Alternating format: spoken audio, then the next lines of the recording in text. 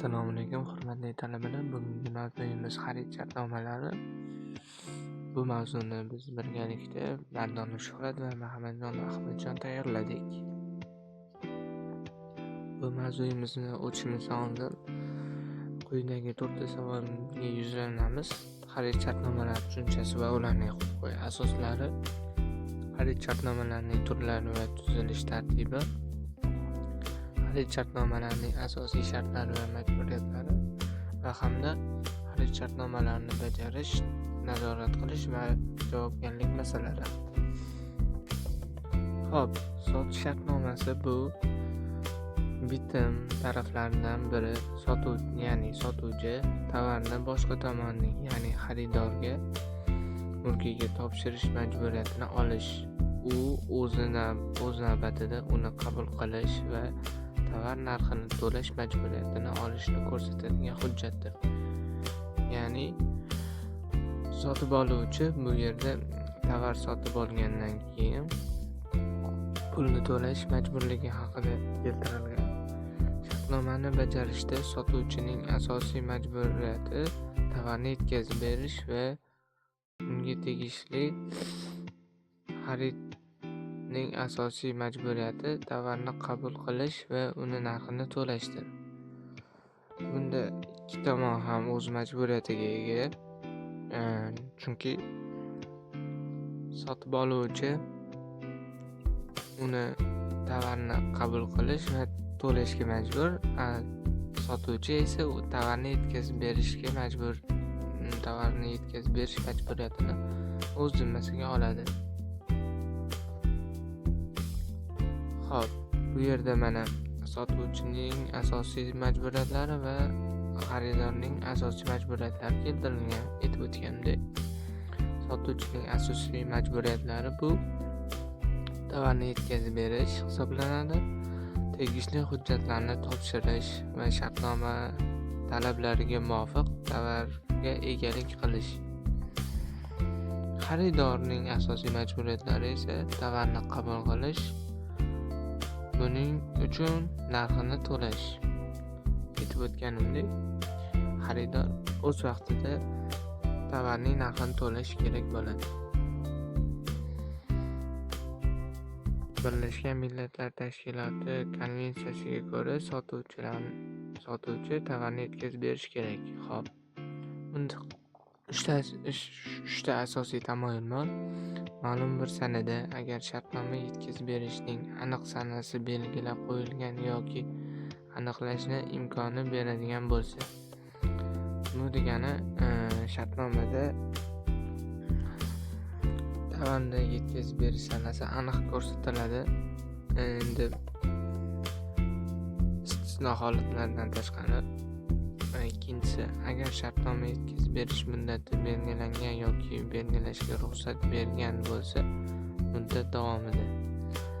Aytib o'tganimdek, istisno holatda bo'ladigan bo'lsa, u istisno ham shartnomada keltiriladi. Har qanday boshqa holatda shartnoma tuzilgandan keyin oqilona vaqt ichida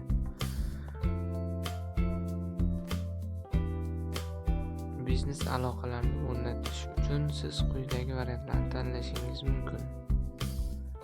Xaridorning buyurtmasini qabul qiling va tasdiqlang.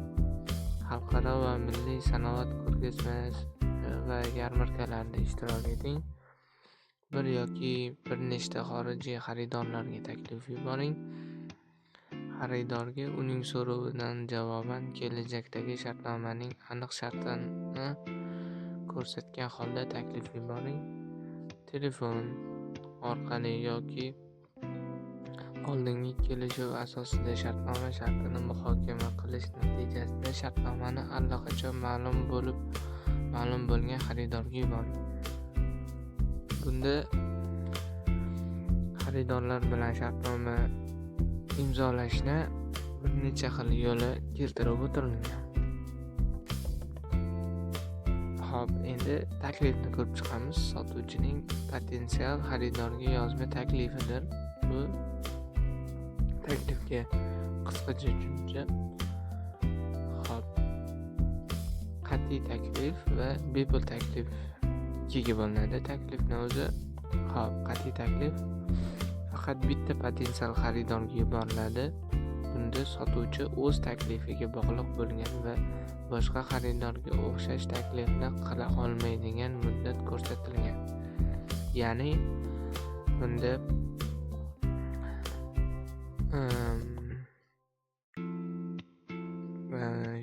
yuridik shaxsni, ya'ni korxonani oldindan aynan bir xaridor bilan ishlab kelgan, u o'sha tovarni yoki tovarlarni har doim o'sha xaridordan olib yurgan va oldindan anchadan beri birgalikda ishlaydigan korxonasiga taklif yuboradi. Bunda o'zlariga kelishilgan summani taklif qiladi. Bepul taklif bu bir vaqtning o'zida bir nechta potensial xaridorlarga yuborilgan bir xil tovar partiyasi uchun sotuvchining yozma taklifi. Endi bo'lsa taklif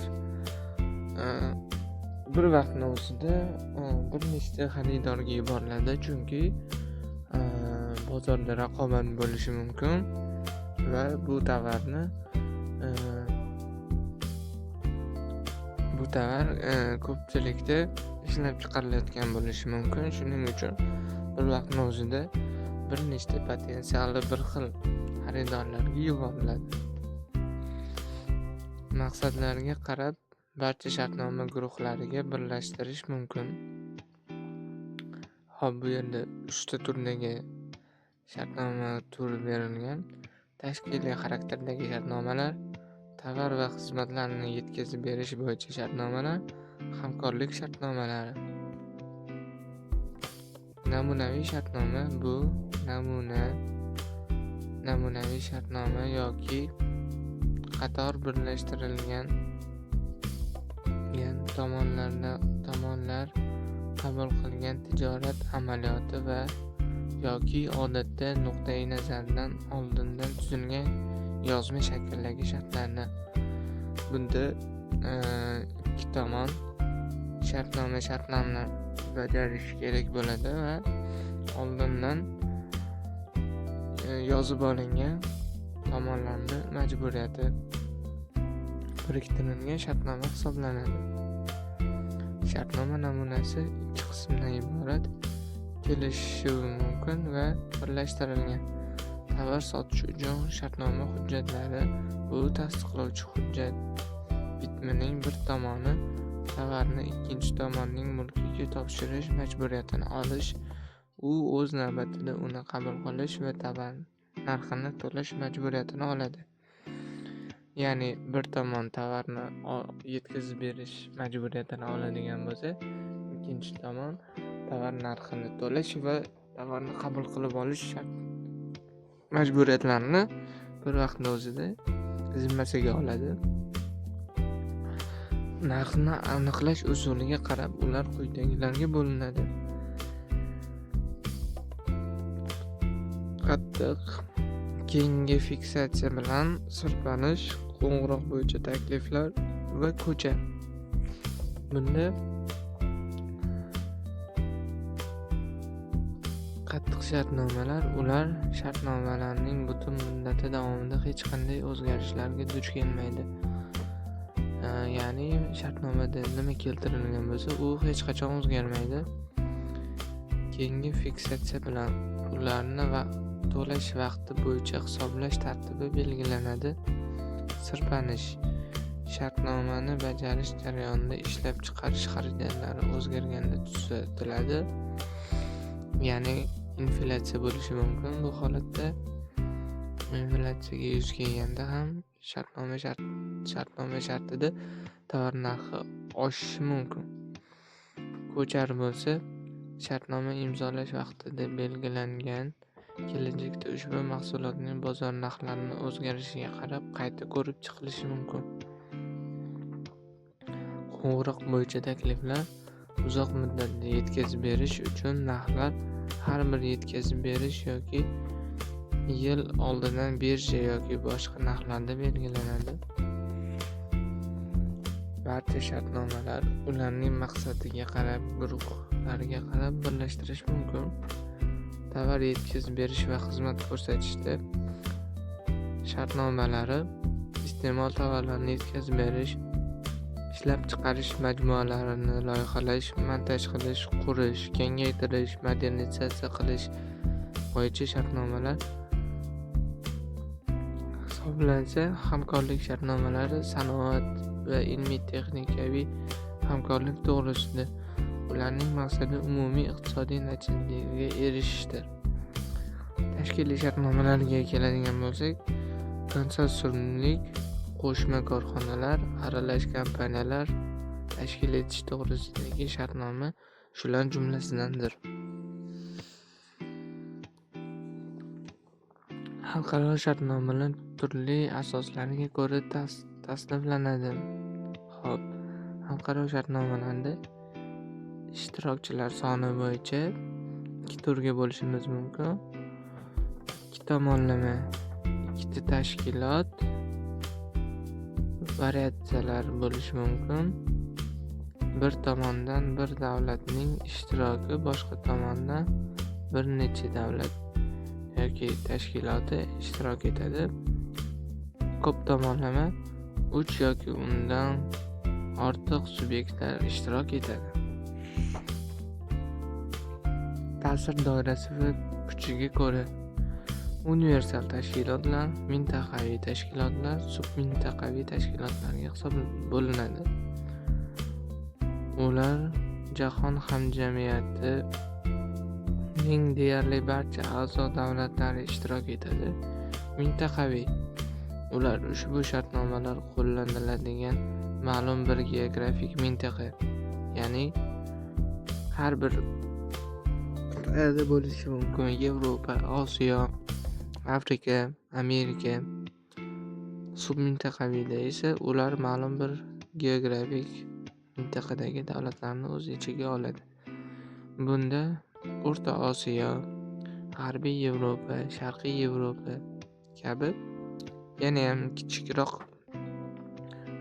doirada bo'lgan davlatlarni o'z ichiga oladi. Ochiqlik darajasiga ko'ra ochiq va yopiqqa bo'linadi. Ochiqda har qanday davlat ishtirok etadi va qo'shilishi mumkin. Bunda hech qanday to'siqlar bo'lmaydi. Yopiqda esa ishtirokchilar doirasi oldindan belgilanadi, ya'ni bir necha davlatlar kelishgan holda yopiq o'tkazishga kelishiladi. Bunday shartnomalar 1969-yildagi Vena deklaratsiyasida ta'kidlangandek umumiy ishtirok uchun ochiq bo'lishi kerak. Bu ochiq shartnomalar haqida ta'rif. Shartnoma tuzuvchi subyektga qarab 3 guruhga bo'linamiz. Davlatlararo, davlat tomonidan imzolangan bo'ladi. Hukumatlararo, hukumatlar tomonidan imzolangan bo'ladi. Idoralararo, davlatning ijro etuvchi hokimiyat tomonidan, uning vazirliklari tomonidan imzolanadi. Bunda imzolangan subyekt o'z majburiyatlarini o'z zimmasiga oladi. Shartnoma shakliga qarab yozma va og'zaki ravishda bo'ladi. Buni bilasizlar. Xalqaro huquqiy tartibga solish obyektiga qarab siyosiy, iqtisodiy, maxsus masalalar bo'yicha shartnomalarga bo'lib olamiz. Siyosiy shartnomalar nimalar haqida bo'lishi mumkin? Xo'sh, ittifoq haqida, o'zaro yordam haqida, tajovuzkorlik, betaraflik, qurolsizlanish sohasi, hududiy va chegaraviy masalalar bo'yicha shartnomalar, iqtisodiy shartnomalar, savdo shartnomalari, tovar yetkazib berish va savdo bitimlari, kreditlar va boshqalar bo'yicha shartnomalar, iqtisodiy va ilmiy-texnikaviy hamkorlik to'g'risidagi bitimlar hisoblanadi. Maxsus masalalar, transport, aloqa, qishloq xo'jaligi, sog'liqni saqlash, huquqiy yordam va farovonlik haqida ko'rib chiqiladi. Xalqaro shartnomalarning quyidagi nomlari mavjud. Xo'p, xalqaro shartnoma bu har qanday siyosiy masalalar bo'yicha uning ishtiroki o'rtasidagi munosabatlarni o'rnatadigan ko'p tomonlama shartnoma. Ya'ni bunda bir necha davlatlar, 2 va undan ortiq davlatlar ishtiroki hisoblansa, boshqa shartnoma, xalqaro shartnomada quyidagi tartib berilgan: siyosiy, iqtisodiy, madaniy, ijtimoiy va boshqa masalalar bo'yicha davlatlar o'rtasidagi turli kelishuvlarning eng keng tarqalgan nomi hisoblanadi. Litsenziyalash, litsenziyalar berish, taqdim etish, sotish, uning tovar belgisi, patent yoki boshqa intellektual mulk huquqlaridan foydalanish hisoblanadi. Ya'ni bunda tovarni sotishga litsenziya berish, royalty evaziga mulklarni qabul qilish hisoblanadi. Xulosa: xarid shartnomalari xo'jalik yurituvchi subyektlar o'rtasidagi iqtisodiy munosabatlarni tartibga soluvchi muhim huquqiy hujjat hisoblanadi. Ular orqali mahsulot, xom ashyo va xizmatlarni sotib olish jarayoni qonuniy asosda amalga oshiriladi. Ya'ni xarid shartnomalari xo'jalik yurituvchi subyektlar yoki davlatlar o'rtasida tuzilganda har bitta shartnomaning o'z majburiyatlari bo'ladi, huquq va majburiyatlari bo'ladi. Bunda ikki tomon ham birdek majburiyatni o'z zimmasiga olishi kerak bo'ladi. Qachonki ikkisi tomonning talabi qondirilsa, bunda shartnoma shartlari bajarilgan hisoblanadi. To'g'ridan to'g'ri tuzilgan xarid shartnomalarining huquq va majburiyatlarini aniq belgilab beradi hamda nizolar yuzaga kelishining oldini oladi. Shuningdek, shartnomaning bajarilishini nazorat qilish korxonaning moliyaviy barqarorligi va iqtisodiy samaradorligini ta'minlashda muhim rol o'ynaydi. Aytib o'tganimdek, ikki tomon ham o'z majburiyatlarini bajargan holda shartnoma shartlari qoniqtirildi deb hisoblanadi. Umuman olganda, xarid shartnomalari bozor iqtisodiyoti sharoitida samarali xo'jalik faoliyatini yuritishning asosiy vositalaridan biri hisoblanadi. Biz bu taqdimotda foydalangan adabiyotlarimiz O'zbekiston Respublikasi Fuqarolik kodeksi, O'zbekiston Respublikasining xo'jalik shartnomalari to'g'risidagi qonun, yuksak ma'naviyat yengilmas kuchdan ham foydalandik, iqtisodiy tahlil nazariyasi, korxona iqtisodiyoti va O'zbekistonda buxgalteriya hisobi va moliyaviy hisobot bo'yicha me'yoriy hujjatlar to'plamidan foydalandik. E'tiboringiz uchun rahmat. Avvalo